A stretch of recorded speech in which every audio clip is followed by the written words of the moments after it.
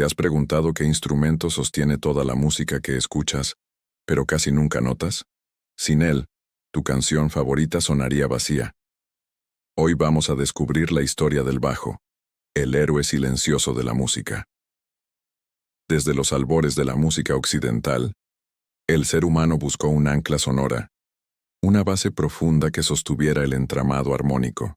En los siglos XV y XVI, cuando la música comenzaba a organizarse en formas más complejas, motetes, madrigales, corales, surgió una necesidad fundamental: reforzar las frecuencias graves que daban cuerpo y equilibrio a los conjuntos instrumentales. En ese contexto nacieron los violones, antecesores directos del contrabajo moderno. Eran miembros de la familia de las violas da gamba, instrumentos de arco que se tocaban entre las piernas. Gamba significa pierna, en italiano, y que se diferenciaban de los violines por su construcción más ancha, su afinación por cuartas y su sonido más oscuro y resonante. Estos violones fueron el corazón sonoro de la música del Renacimiento y el Barroco, acompañando coros, órganos y conjuntos de cámara. Mientras tanto, en talleres de luthieres europeos, desde Cremona hasta Viena, los constructores experimentaban con tamaños, cuerdas y proporciones para obtener una respuesta más profunda y potente. Algunos modelos alcanzaban dimensiones enormes, con cajas que superaban el 1,5 metros, lo que hacía que su transporte fuera un verdadero desafío.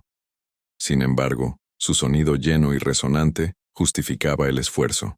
Durante el período barroco, el violón evolucionó hacia el contrabajo, un instrumento de cuerdas gruesas y tensadas que podía tocarse tanto con arco como con pizzicato. En las orquestas de Bach, Händel o Vivaldi, el contrabajo no solo reforzaba las notas más graves del continuo, sino que también cumplía una misión rítmica: marcar el pulso y dar cimiento a la armonía. Era la columna vertebral sobre la que se construía el edificio sonoro de la orquesta. Pero a pesar de su majestuosidad, el contrabajo tenía limitaciones. Su tamaño lo hacía difícil de transportar, y su proyección, aunque poderosa en espacios acústicos naturales, quedaba corta frente a grandes ensambles o teatros más amplios. Por eso, a menudo se usaban varios contrabajistas tocando al unísono para reforzar la presencia grave en las orquestas del siglo XVIII y XIX. Este instrumento, sin embargo, tenía un poder simbólico y estético. Representaba el fundamento, la raíz. Mientras los violines trazaban melodías etéreas y los vientos soplaban colores armónicos, el contrabajo sostenía todo desde las profundidades, casi invisible pero absolutamente indispensable. Su vibración hacía temblar el suelo, conectando la música con algo más primitivo y visceral: el ritmo del corazón, el pulso de la tierra. Con el paso del tiempo, el contrabajo fue refinándose. Se estandarizó en 4 cuerdas afinadas por cuartas, E, A, D, G, y su forma se estilizó para lograr una mayor comodidad de ejecución. En el siglo XIX, su papel quedó consolidado como el cimiento armónico y rítmico de la orquesta moderna. Desde entonces el bajo, en cualquiera de sus formas, heredó esa misión ancestral: ser el hilo invisible que une el ritmo con la melodía, la emoción con la estructura, lo humano con lo divino. A comienzos del siglo XX, el mundo cambiaba, y con él, la música. Las viejas orquestas clásicas daban paso a nuevas expresiones nacidas del alma popular, del cansancio y la esperanza. En los campos del sur de Estados Unidos el blues emergía como un grito de libertad, y en las ciudades, el jazz se gestaba como el lenguaje de la improvisación, del ritmo, del latido urbano. En ese escenario, el contrabajo, aquel instrumento solemne del barroco, encontró una nueva vida. Ya no se trataba de sostener un coro o acompañar un órgano. Ahora debía marcar el pulso de una música que respiraba en síncope, que caminaba con swing, que vibraba entre la melancolía y la euforia. Los primeros bajistas de jazz, músicos autodidactas, muchos sin formación clásica, tomaron el instrumento y lo adaptaron a su manera. Abandonaron el arco y comenzaron a pulsar las cuerdas con los dedos, dando origen a un nuevo lenguaje: el walking bass, una línea que literalmente camina entre los acordes, paso a paso, sosteniendo y guiando a toda la banda. Ese caminar no era solo una figura musical, era una filosofía. Cada nota del walking bass conversaba con la batería, abrazaba el bombo, respondía al Charles, y creaba ese movimiento constante que hacía que el jazz no flotara, sino que avanzara. Era el corazón rítmico, el pulso que hacía que todo encajara. En los clubes de Nueva Orleans, Chicago o Kansas City, el contrabajo se convirtió en la voz grave de la calle, mientras la trompeta brillaba con solos virtuosos y el piano improvisaba armonías. El bajista mantenía el orden invisible, la columna vertebral del swing. Nombres como Jimmy Blanton, pionero junto a Duke Ellington, elevaron el rol del instrumento, llevándolo de acompañante a protagonista melódico. Blanton demostró que el contrabajo no solo podía marcar el tiempo, sino también contar historias, cantar líneas, tener alma propia. Sin embargo, el camino no fue sencillo. A medida que las bandas crecían, con secciones de metales, pianos, baterías más potentes y auditorios más grandes, el contrabajo comenzó a enfrentarse a su límite físico. No podía competir en volumen. En un mundo donde la amplificación eléctrica empezaba a dominar, las ondas graves del contrabajo quedaban sepultadas entre los brillos metálicos del jazz moderno y los nuevos sonidos del blues urbano. Los bajistas intentaron de todo: cuerdas más gruesas, arcos más fuertes, tocar con más intensidad.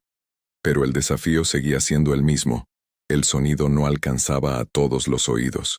Esa lucha silenciosa entre poder y presencia sería, precisamente, la chispa que encendería la revolución del bajo eléctrico unas décadas después. Aún así, el contrabajo dejó una huella eterna. Fue el puente entre la elegancia clásica y la libertad improvisada del jazz, y en los bares llenos de humo, donde el tiempo se medía en compases y no en minutos, el bajo se transformó en algo más que un instrumento. Se volvió el latido del alma afroamericana, el pulso del cuerpo, la raíz que haría germinar todo lo que vendría después. La música entraba en una nueva era. El siglo XX traía consigo fábricas, electricidad y una revolución tecnológica que no solo cambiaría la forma de trabajar y comunicarse, sino también la manera de crear sonido.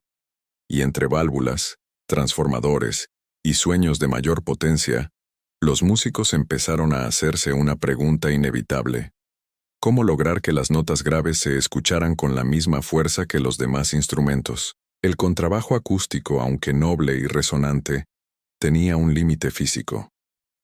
Su cuerpo de madera dependía del aire para amplificar las vibraciones, y en un mundo cada vez más ruidoso, con baterías más potentes, guitarras amplificadas y auditorios más grandes, su voz se desvanecía. Era necesario reinventar el instrumento, o desaparecer. Fue entonces cuando la electricidad se convirtió en aliada del sonido.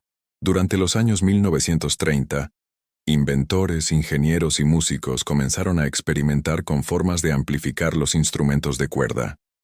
En Seattle, un hombre llamado Paul Tutmark, técnico, músico e innovador, construyó un instrumento que cambiaría la historia: el Audiobox 736 Bass Fiddle.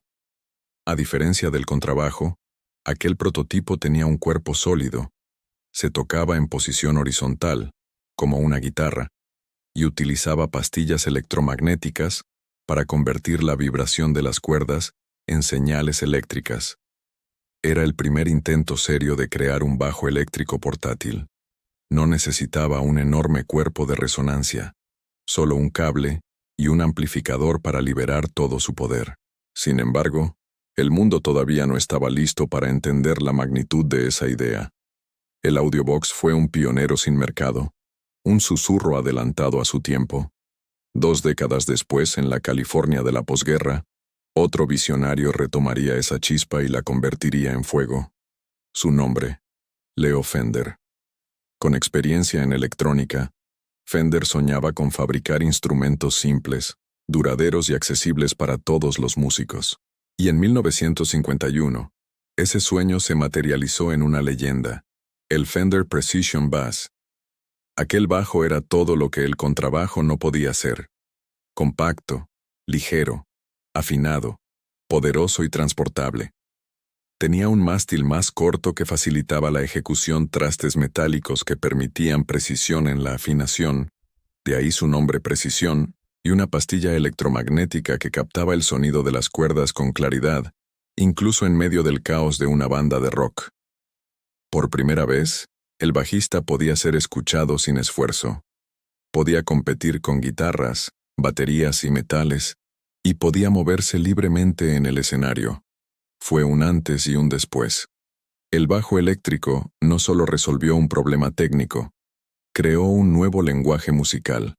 Su ataque más definido y su sustain prolongado permitieron desarrollar líneas rítmicas más complejas, grooves más precisos y un diálogo más directo con la batería. En manos de los pioneros de los años 50 y 60, el bajo eléctrico se convirtió en el nuevo corazón del sonido popular. Desde entonces, nada volvió a ser igual. El contrabajo pasó a un segundo plano en las bandas modernas, mientras el bajo eléctrico conquistaba los escenarios, los estudios y las radios del mundo. Había nacido un nuevo protagonista, el bajo moderno, símbolo de potencia, ritmo y evolución. Un instrumento que, gracias a la electricidad, dio voz a las profundidades. Con la llegada del bajo eléctrico, el sonido moderno tomó forma. Era la década de 1950 y la música comenzaba a moverse con otro pulso. El blues se electrificaba, el rock nacía, y la juventud encontraba en el ritmo un lenguaje propio. En ese nuevo universo sonoro, el bajo ya no era una sombra detrás del escenario. Se volvió el motor que hacía latir la música. Las primeras grabaciones de rock and roll, con artistas como Bill Haley, Elvis Presley o Chuck Berry, mostraban una energía nunca antes escuchada. El bajo eléctrico, firme y constante, mantenía el cuerpo de la canción mientras la guitarra gritaba en agudos y la batería marcaba los golpes del alma adolescente. Era un sonido más directo, más físico, más moderno. El bajo había dejado de ser un acompañante. Ahora era la columna vertebral del ritmo popular. Durante los años 60, la revolución se expandió. En Detroit, bajo el sello Motown Records, un bajista cambió la historia del groove. James Jamerson, tocando un Fender Precision con una sola cuerda rota y sus líneas llenas de alma. Jamerson convirtió el bajo en una voz melódica dentro de la armonía. Escuchar temas como What is Going On o My Girl era descubrir que el bajo ya no solo sostenía la canción, la contaba. Sus líneas caminaban, conversaban con la voz, anticipaban los acordes y daban profundidad emocional a cada nota. Casi al mismo tiempo en California, otra figura rompía esquemas. Carol Kaye, una de las primeras mujeres bajistas de estudio, participó en más de 10,000 grabaciones, definiendo el sonido del pop y el soul de los 60. Con precisión quirúrgica y un groove natural, Kaye transformó el bajo en un instrumento intelectual y emocional a la vez. Su trabajo en temas de The Beach Boys o Simon and Garfunkel mostró que el bajo podía ser tan creativo como cualquier otro instrumento. Pero la verdadera explosión llegaría en los años 70. El funk emergió como un movimiento rítmico, cultural y espiritual. Y en el centro de ese terremoto estaba el bajo. Artistas como Larry Graham, bajista de Sly and the Family Stone, inventaron la técnica del slap, golpeando las cuerdas con el pulgar y tirando de ellas con los dedos. De pronto, el bajo no solo acompañaba, hablaba, respiraba, rugía. Cada nota era un latigazo de groove. Le siguieron figuras como Bootsy Collins en la banda de James Brown, Louis Johnson en The Brothers Johnson, y más tarde Marcus Miller, que convertirían el bajo en un símbolo de energía, actitud y libertad. El instrumento dejó de ser un ancla oculta y se transformó en protagonista visual y sonoro. En el reggae, el bajo se volvió un mantra. Bob Marley y Aston Family Man Barrett crearon líneas que eran más que melodías. Eran vibraciones espirituales. En el rock progresivo, bajistas como Chris Squire, Yes o Geddy Lee, Rush, llevaron el instrumento al virtuosismo técnico. Y luego llegó el genio que lo llevó al límite, Jaco Pastorius. Con su bajo fretless, sin trastes, Jaco rompió todas las reglas. Su sonido era cálido, melódico, casi vocal. Fusionó el jazz con el funk, el soul y la música latina, creando un nuevo lenguaje. En temas como Portrait of Tracy o Teen Town, el bajo se convirtió en poesía pura. Ya no era solo ritmo, era identidad, expresión y emoción. A finales del siglo XX, el bajo era mucho más que un instrumento. Era una revolución cultural. Definía el carácter de cada género, el pulso hipnótico del reggae, la energía frenética del funk, el poder del rock, la sensualidad del soul, la precisión del pop. El bajo había tomado el trono que durante siglos se le negó, el del corazón de la música moderna. Hoy, el bajo ya no es solo un instrumento, es un lenguaje universal, una fuerza invisible que atraviesa géneros, culturas y generaciones. Desde los escenarios más grandes hasta los estudios caseros, su presencia se siente, aunque a veces no se vea. Porque el bajo no se escucha, se siente en el pecho, en la piel, en el pulso. En pleno siglo XXI, el bajo ha alcanzado una diversidad sin precedentes. Existen modelos de 5, 6, 7 y hasta 8 cuerdas, con diseños futuristas, maderas exóticas y sistemas activos que moldean el tono con precisión quirúrgica. Algunos músicos buscan la calidez clásica de los bajos pasivos.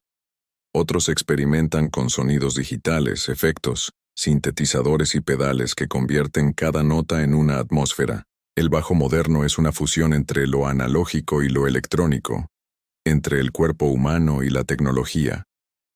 En los géneros contemporáneos, del hip hop al EDM, del pop alternativo al metal progresivo, el bajo es el núcleo energético que da movimiento a todo. En el rap, los subgraves se han convertido en una forma de identidad.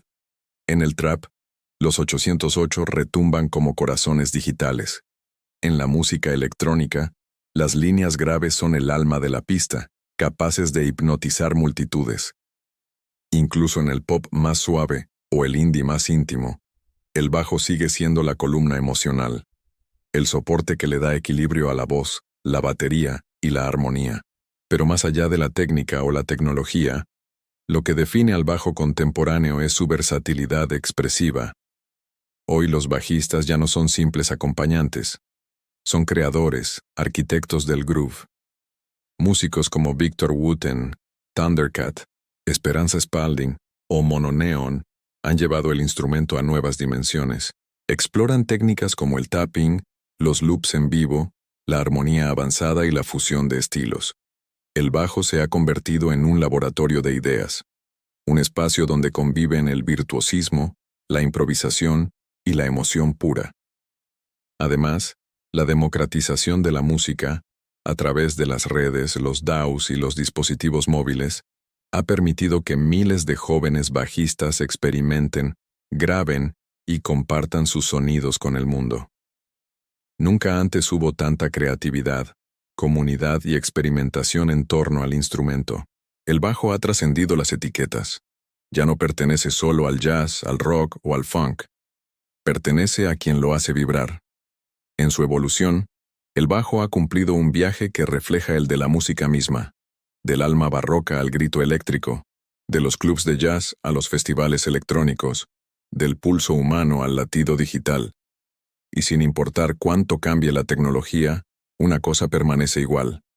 El bajo sigue siendo la raíz, el corazón, el pulso que conecta todo lo que suena con todo lo que sentimos.